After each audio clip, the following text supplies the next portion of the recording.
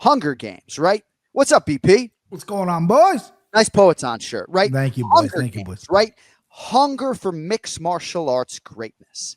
Aaron Blanchfield is a name that I always come back to. And there's another name that we're actually going to feature on the pronunciation of the week that factors into this conversation. But Bri, there are certain athletes, Joaquin Buckley, right? Yeah, I mean, he definitely cares about the cheddar, but that man is of clear intention and a singular mind in 2025, trying to become the undisputed UFC welterweight champion. And I think you got to be ready to go if you're on Mansour Ghiat, and hopefully he's fighting Justin Gaethje on March 8th. Couldn't agree more. Couldn't agree more, boys. I've heard you talking about it backstage. I mean, if you want to be the guy, you got to be the fucking guy. You got to step up sometimes. And I love guys that do. And let's see what happens. It's interesting to see. I'd be curious to who. I feel like Gaethje's going to be a little picky, but maybe I'm wrong. We'll see. It'll be interesting. If Diego Lopez didn't have an undisputed title fight coming up April 12th, you can be sure his name would already be in the hat to fight. Absolutely. Gaethje. Volkanovski, too. I think he'd probably be like, fuck it. Yeah, I'll do Gaethje, too. Great point. Yeah, that guy's always down for it. I think for Volk, maybe the preparation time might be a little bit challenging. Sure. But, we'll see what happens. All right. I do want to get to this pronunciation of the week if I could, because among the announcements for UFC 315, you like our new little stinger there? Thank you to the greatest producer in radio, Cody Merrow, killing it. So it's UFC 315, Muhammad versus Della Maddalena. But Valentina Shevchenko is defending her title against a French woman and number one contender that night. And her first name is Manon. And there are some folks on social media that really don't like the way I pronounce her name. So, Bri, we're not even going to have you say this. Good. Thank you. We're just going to present this file to the masses, and then Kenny and Brian on the back end are going to tell me how they think I should pronounce it on the air. But really, I'm just trying to mimic what Manon says. So, without further delay, let's get to the pronunciation of the week. Let's get My name is Manon the Beast Fior. My name is Manon the Beast Fior. It's not Manon Firerot. Cody, hit that file once more if you would. My name is Manon the Beast Fior. My name is Manon the Beast Fior. Manon the Beast. And then Fior. What do you hear? Fior. Yeah. Right? That's what I hear. That's what I'm hearing. So I don't hear Fioro. Right now, No, maybe she cuts it short, and maybe I would actually open up a conversation. I actually confirmed with Dricus in Australia that it wasn't Dricus or Dracus because my eye doctor is South African. He's like, you got to get everybody saying Dricus. And I was like, all right, you're right. It is indeed Dricus. Sorry, jeez. But when I sit down with Manon, I'm going to say there's a segment of the fan base that doesn't like hearing me say Fior. So is it Fioro or I don't know what they want to hear, but you heard it there from Manon first. It's Manon Fior. All right, fellas. Petrie, by the way, you put your whole stack on Anthony Fluffy Hernandez last week. Is that what happened? I did not. No. I did. I did. Oh, I Kenny did. did. Yeah, buddy. I am as cold as they can be. And apparently I'm Mr. Magoo. I fall through my deck. I bang my nose on my fucking garage door because it was halfway up and I'm chasing kids. I'm Mr. Magoo now. I just hurt myself every fucking day. Unbelievable. It's a joke, man. My notes were really poor here. I actually attributed that $1,000 bet to BP and not to Kenflo. So it was Kenflo. Kenny Florian. Putting his entire stack on Anthony Fluffy Hernandez, never in doubt. All right. Smart guy. Main event challenge, UFC Fight Night, Kape versus Almabayev. We won't go too long on the prelims, but when you have a ranking, we talk about you. Sure. And Charles Johnson has that. He's number 12 in the world. He's the underdog here at flyweight, taking on Ramazan Temirov, who is minus 130. Charles Johnson plus 110. So Temirov is 18-3. He won his UFC debut by stoppage against CJ Van Gata last October. He's won 10 in a row, Bri. You think he takes CJ's ranking this weekend or what? It's interesting. He throws hammers, right? He dropped for CJ Vergara like 3 times before he put him out. This guy throws. You know, he's got that OV at the end of his name. So you think, oh, this dude's going to wrestle fuck me. No. This dude throws. And what I like this is interesting because Charles Johnson's very slick. He's very smooth. A lot of volume, a lot of head movement, a lot of different movements. He also can wrestle. He can mix it up a little bit. I'm really curious. This is going to be a live betting spot for me. The line is bouncing up and down. Got Charles Johnson at plus 110. You can find him some spots, you know, basically even money. I like CJ here for the simple fact that I want to see what this dude who's throwing hammers does in second and third round, right? You can put anybody out in the first round. What happens in the second round, third round? We know Charles Johnson's got the gas, he's got the motor, he's got the speed and the volume. He's only been outstruck twice in his UFC career, but by barely. The guy puts it on you, and again, he's developing power a little bit. He knocked out Joshua Mann, which is very nice, and I feel like if you're loading up and Charles Johnson slips one of your shots, he can get caught. It'd be interesting, but I'm going to hold my breath until after round one. Round one is what I'm going to see, and then that's where my money's going to go. Ken Flo, Charles Johnson, the pride of St. Louis. He's got 2 nicknames on his fighter bio. The pride of St. Louis, Charles Energy Johnson. 4 straight wins, Kenny, all of them in 2024. Your thoughts on him this weekend? Yeah, has some serious momentum right now. And, his length as well is a problem in that division. But he is a clean striker, man. But I think he does most of his best work, I think, when he's leading the dance, when he's moving forward, when he's backing you up. You're in trouble. You cannot let someone that long and strong to back you up. He's not like a one-punch knockout kind of guy, but his volume, his trickery is something to deal with. But I think this guy, is it Temirov? Temirov, is that what it is? Temirov, yes, sir. Temirov. He's got some serious power, and all it takes is one for this kid. Extremely powerful, and he's very aggressive. And I have a hard time believing that he's going to allow Charles Johnson to move forward for too long in this fight. Now, Brian made a great point. It's like, okay, well, what does he have past one round? I do not know. I think really the smart play is probably just playing the underdog here, but I'm not that smart. I'm going to go with Temirov here. I think he might be the real deal. He got a little wild, which is a little concerning against someone like, who's technical like Charles Johnson, but when he lands his shots, man, he has absolutely like killer instinct, goes to the body really well. Give me Temirov. How about the thorough handicap, by the way, from our guys here on DraftKings Network early in the week? That is an early preliminary matchup at flyweight. Now we get to the featured prelim at featherweight. Kape Machine Gun Mariscal, minus 425, taking on Ricardo Ramos, who comes back plus 330. So, Brian, real quick, Kape, 4-0 in the UFC, wins over Trevor Peek, Jack Jenkins, Morgan Charrier, and Damon Jackson. Now draws a 13-fight UFC veteran. Ramos, pretty respectable. 8-5 in the big show, dating to that 2017 UFC debut. But Kape north of 4-1 right now on DraftKings Sportsbook. Brian, talk to me. And I'm not scared of the 4-1, John. I know I got this big thing on my nose, but goddamn it, I know what I'm talking about when it comes to fighting. Kape's a beast. I have placed an order.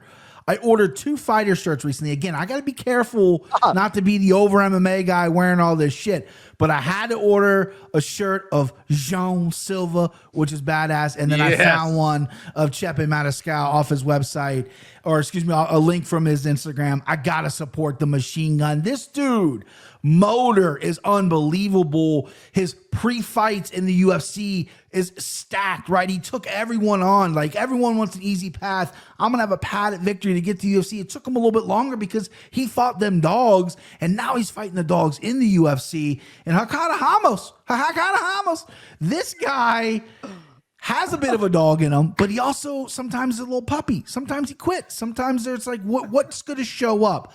Kape's going to break him, right? Takedowns, clinch, work. He's stronger. He's more powerful. I think Ramos is going to throw some spinning shit. I think he'll have 1 or 2 tricks off his back, and then it's smash city for Kape Mariscal. I like him. I like the machine gun big here, baby. Hopefully this shirt comes in by Saturday, so I'll be repping it while I'll be stacking my casholas, because I need it. Need some wins. Give me Kape. Let me see that machine gun shirt next week. Oh, yeah, you got it. I'll wear it, yeah. Ken Flo, Kape Mariscal, minus 425, Ricardo Ramos, plus 330. Your thoughts? Don't love this fight for Ricardo Ramos, who has a lot of skill, and he's a very dangerous guy. But I think Kape, like Brian said, brings that motor, brings that conditioning, brings that durability as well. So even if he does eat a couple shots here and there, he's got a chin from hell. Yeah. And then after round 1, man, it's probably going to be all Mariscal. And he also has a style that could potentially break Ramos, where he just kind of gives up. So I'm with you, Bri. Mariscal, I like him a lot here. I don't love the number, it's big, for me, but Mariscal takes this. All right, now we get to the 6-fight main card, UFC Fight Night. Kape versus Almabayev, live on ESPN Plus from the Apex. Main card opener at welterweight. Left-handed God. Yeah, that's a 209 tattoo. Yeah, what? It is. Danny Barlow, minus 305. Sam Patterson plus 245, Bri. Patterson's UFC debut could not have gone worse, but he responded last year in kind. 2 straight first-round submission wins. Now, though, big step up in competition against Memphis, Tennessee's Danny left-handed God Barlow. Bri, lead us off if you would.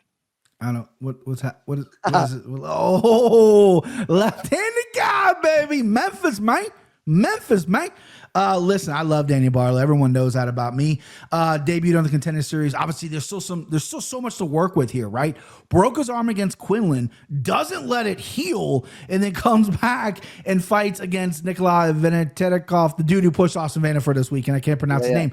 In a very close fight, right? But this dude, he's like, yeah, I need to fight. You know, his fucking forearm's broken. Hopefully he's healthy. And Sam Patterson, this is a guy that John Gooden, the UFC's own John Gooden, sees in the gym, loves him, has some ability. Obviously, he's coming off 2 submission wins. He jumped up to 170, which I like. 155 might have been a stretch for him, but he really hasn't fought against a guy as big as Barlow. Barlow's just as big as him. I think maybe Sam Patterson might have a little bit of a height advantage, but this still dude coming from 55, a little light in the ass here. I think he's going to struggle to try to get Barlow down. I see Barlow piecing him up. That left hand to God, baby, he's going to find a spot. I'm a little worried because I don't want to overload on Barlow and get the googly eyes like I do. I could see a Jamal Hill, Paul Craig situation, follows him to the mat, gets caught in something, right? Because Sam Patterson's very tricky, very long, has some good chokes. Barlow's got to be smart here, but he's putting out really good content this week on all his social media platforms. I can't get enough of the guy. Give me Danny Barlow. And Instagram and social media can be a very valuable resource when it comes to seeing where athletes are. Danny Barlow is 8-0, but he did miss weight for his last fight. BP sort of outlined some of the injuries in the past. The expectations are high for Danny Barlow. We have championed his cause here. I know I'm calling the fight, Kenny. I think Sam Patterson might be live a little bit. I think he is going to go submission hunting this weekend. We'll see if he can find one. What do you make of this one? Good main card opener at 170.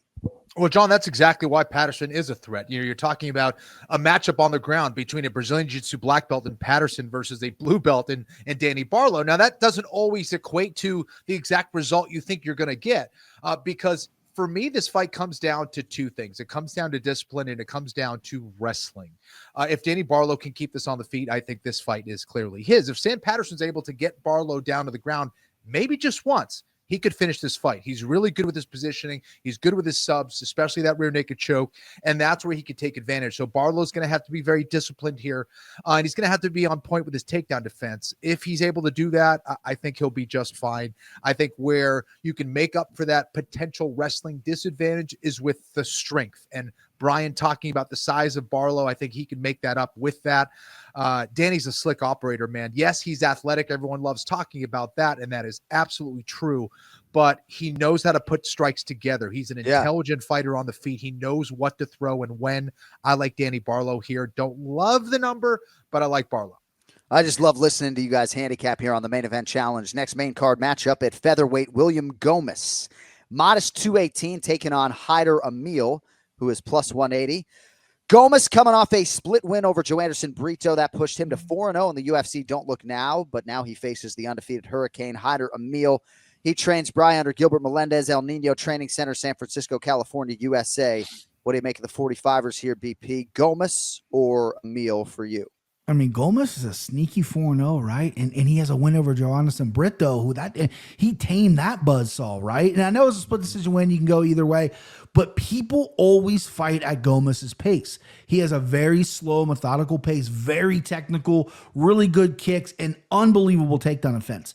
Amil is a hurricane. He's a buzzsaw. He comes at you, right? I don't think he has the biggest power in the world, even though he's got 2 knockouts in the UFC. The guy puts a pressure on you and doesn't take a step backwards. That's how he's going to win this fight. I'm tired of picking all favorites here. I'm tired of giving y'all chalk. Okay, that's not me. I'm taking the dog in Amil here. You know, I think he's got a great camp with Melendez there, Gilbert Melendez. Those guys all fight similar. This guy's kind of a step above that. He's the new generation. He's good at everything.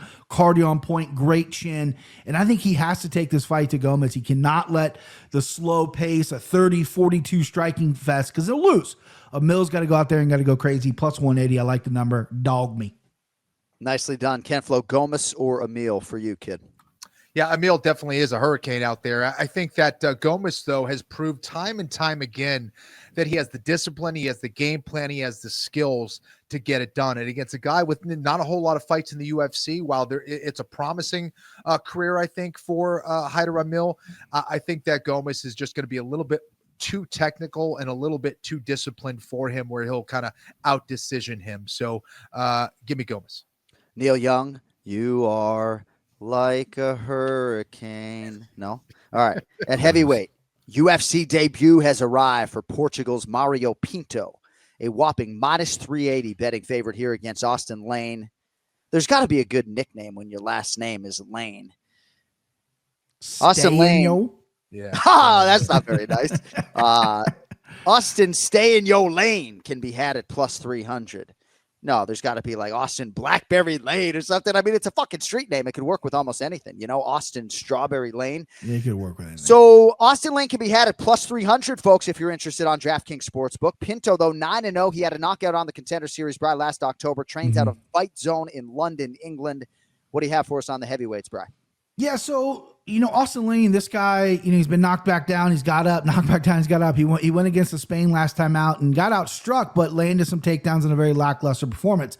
Athletic, played in the NFL. We all know his backstory. I just don't know what kind of fighter he is or wants to be. Does he want to be a striker? Does he want to be a grappler? I think he's caught in the middle. And I think Pinto, big, long, tall guy with some really good striking, really long range weapons to keep you on the end of your punches. I think he's going to find Lane's chin, which has been proven at heavyweight, hasn't been the best.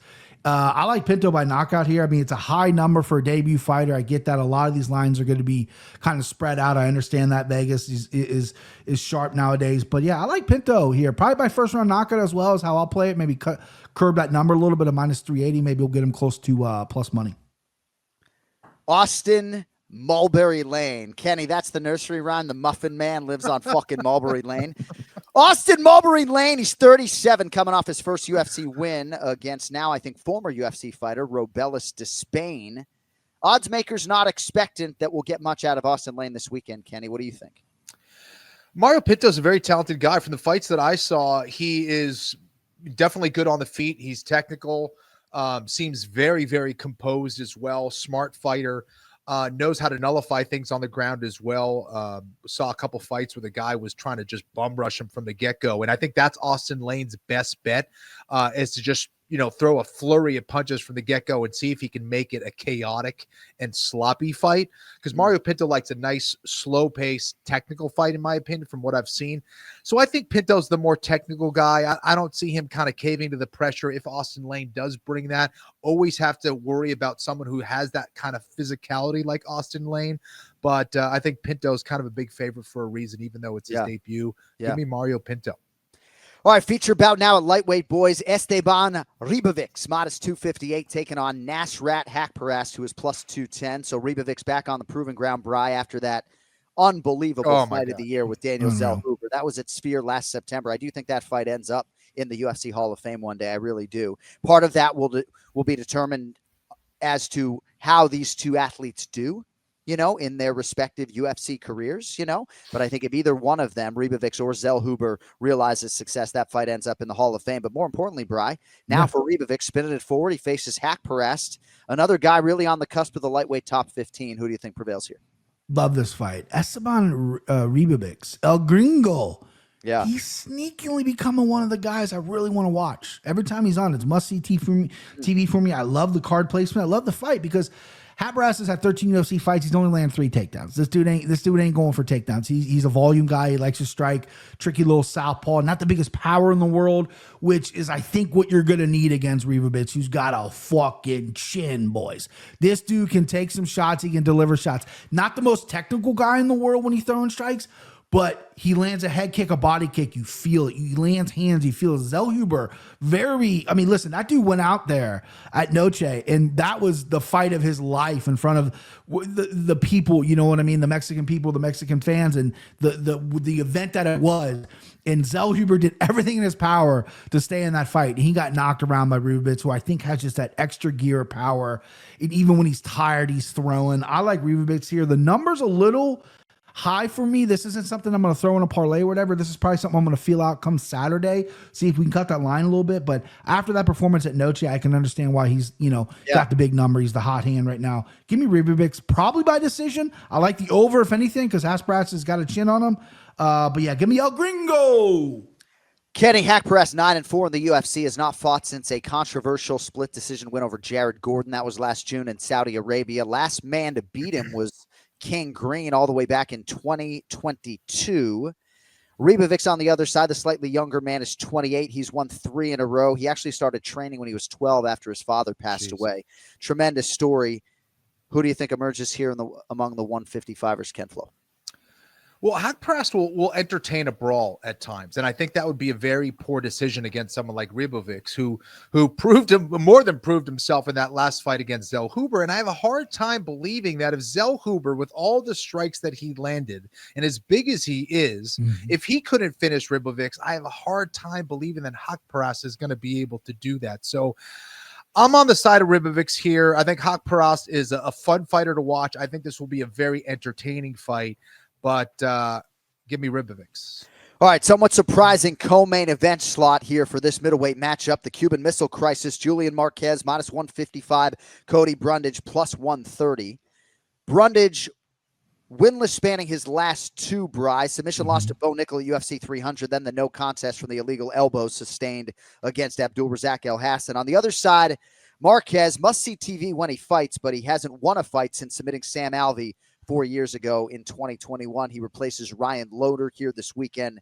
Any field BP on the co-main event? I'm a nice guy. I try to be, I'm team UFC. I don't know what this is doing co-main event. You know what I mean? Yeah. I don't know what this, I'm no disrespect to the fighters, but Julian Marquez he's 9-5, hasn't won a fight since 2021, hasn't won a fight since he completely blew it with Miley Cyrus, by the way, if people remember those days. He does have a win over a current UFC fighter on the roster. He's on a 3-fight losing streak, getting finished in all 3. And then you got Brundage, who is a work in progress, but sometimes he doesn't show up. It's really weird. He's so frustrating to bet on, but he's training with Dustin Jacoby. He's got some power. He knocked out Shashan Gore. There's something there, and I think Marquez, unfortunately, his chin might be gone. I think this might be his last hurrah in the UFC, and I like Brundage as a dog money here. I was surprised this is dog money. I thought we'd get an even pick 'em, because even after the fact that Julian Marquez is a little bit shot-born, his wrestling's not all that great, and Brundage does have some good wrestling when he wants to use it offensively,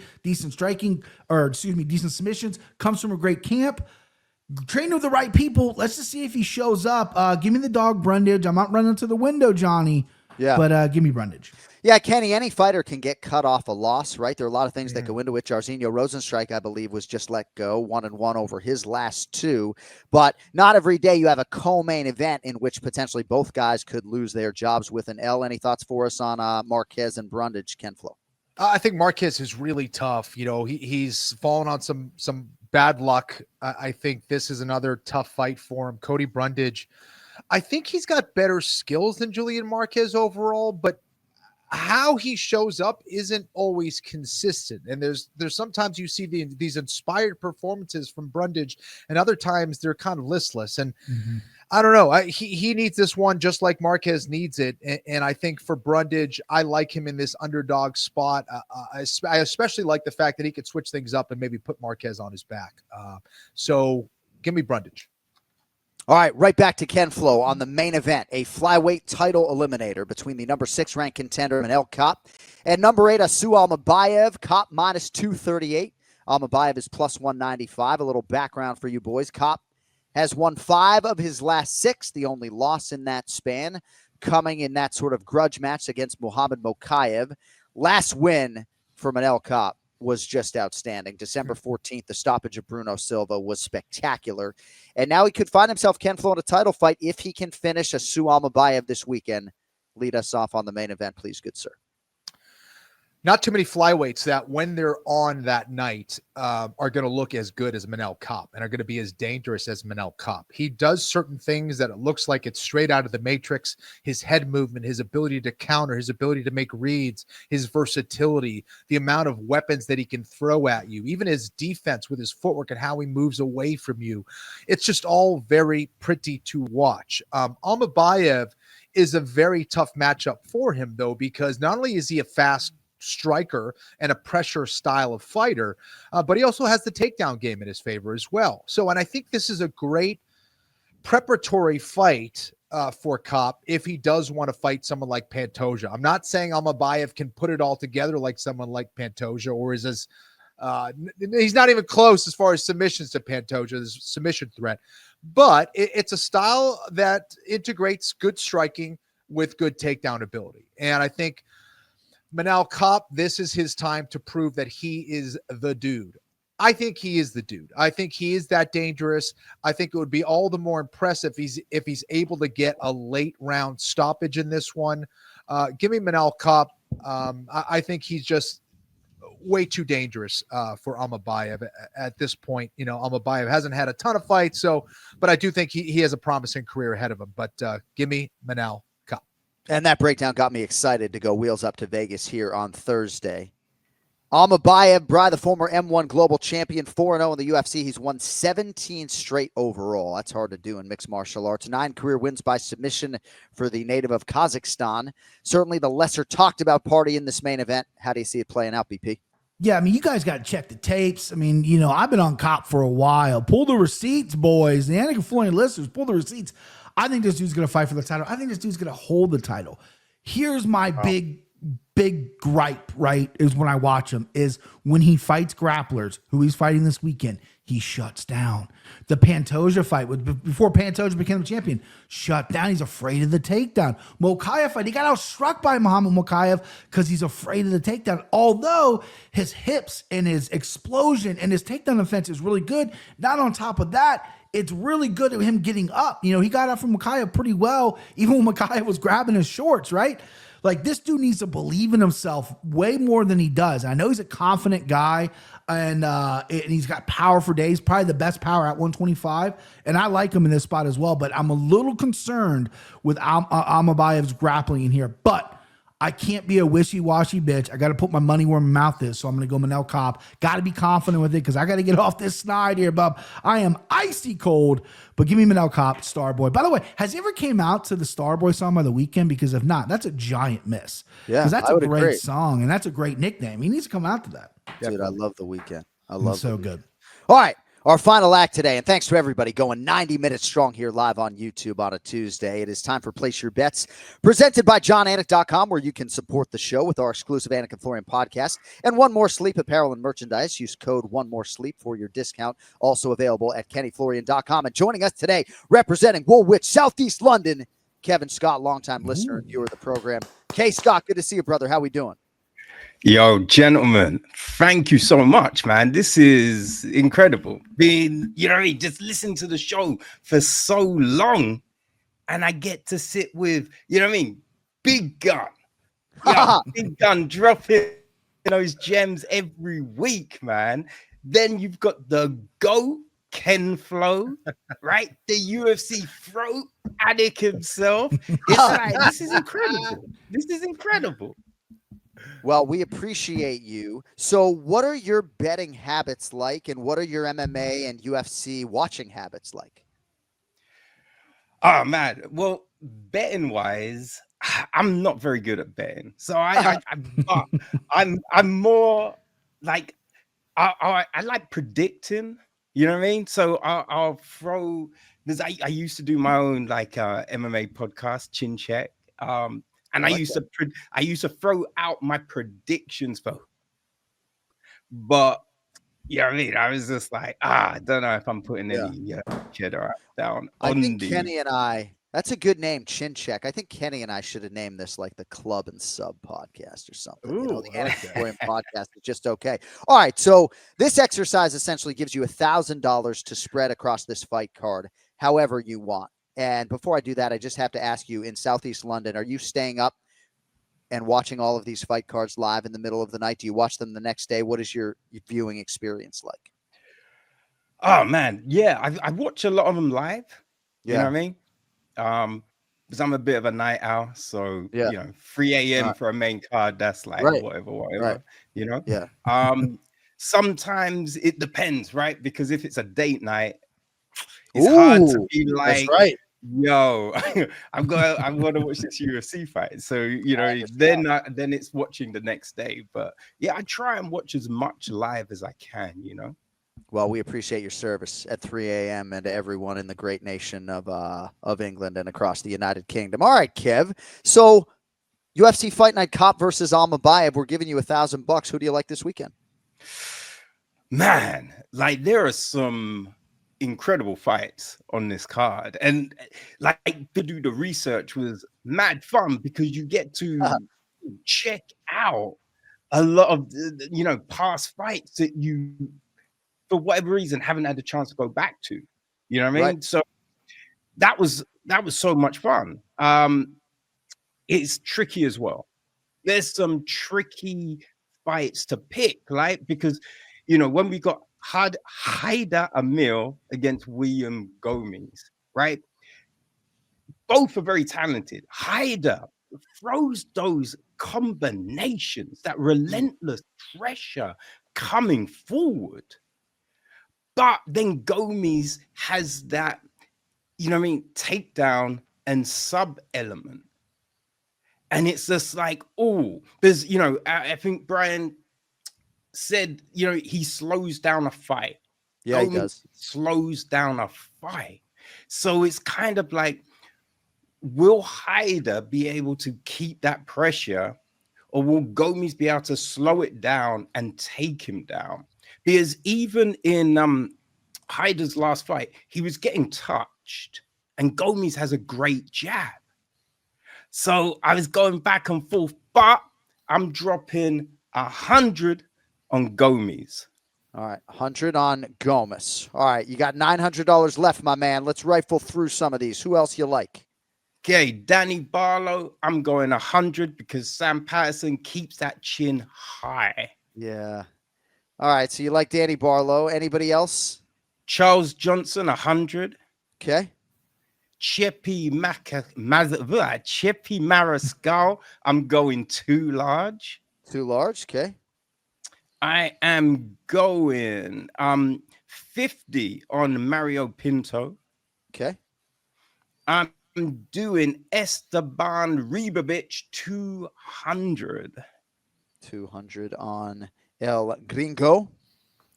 Now, this one, it wasn't there, but I kind of feel Luana Carolina. Yep. I like, she's been putting a little surge together. So I'm going 50 on Carolina. Okay. And then, listening to the breakdowns on the main event, but I'm doing 200 on Almabayev. Ooh. Wow. Because, right, I find he's hard to hit. He's got an active top game, right? He's really good in the scramble. And I think when Kape is on, like that last fight, he is. But sometimes he's taking too many photos. Right? So yeah. I'm feeling that it could be Almabayev. It's a nice handicap. So 200 on Asu Almabayev, $50 on Luana Carolina, $100 on William Gomis, $100 on Danny Barlow, $200 on Chepe Mariscal, 100 on Charles Johnson, 50 on Mario Pinto, and 200 on Esteban Ribovics. Ken Flo had $1,000 on Anthony Fluffy Hernandez last week. You've been dominating. You'll enjoy when we update the standings, even if it's not until March. Who do you have for us this weekend, Ken Flo? You got $1K to spend. Am I going to do this again? Am I going to just take $1,000 and put it on one guy? Yeah, I am. I'm going to put it on Ribovics. I'm putting $1,000 on Ribovics. I like this fight. Perhaps not as strongly as I did Anthony Fluffy Hernandez, but I think this is a good matchup for him. And I promise we won't tell Faraz Sahabi about that. All right. Brian Petrie, you will have the final word. $1,000, kid. Yeah, listen, I don't think it's a coincidence that I'm down 4,700 and Kenny Florian's got a mustache, okay? Kevin painted the board. I'm going 1,000 on Chepe, the machine gun, baby. Listen, it's only a couple $100 win, but I need it. I need to trim this bucket. I'd put $10,000 if I could. John, you want to let me do 10,000? I'll do 10,000. We'll keep it to 1,000, boys. I need a win. I need some dubs. Right. Just chasing that green stripe. I get it. All right, Kevin Scott, we appreciate you, brother. Thank you so much for supporting the program. Great job. And we'll see how you do next week. If you're in the black, you go on a stack of people that might be invited back. So we appreciate you, sir, very much. Outstanding. Thank you Nice for the one, time, Kev. gentlemen. Have a Pleasure. good one. You too, my brother. And Brian Petrie, you can check him out further on the MMA Takes podcast, of course, later this week. We got to get on out of here. Thanks to everybody for joining us.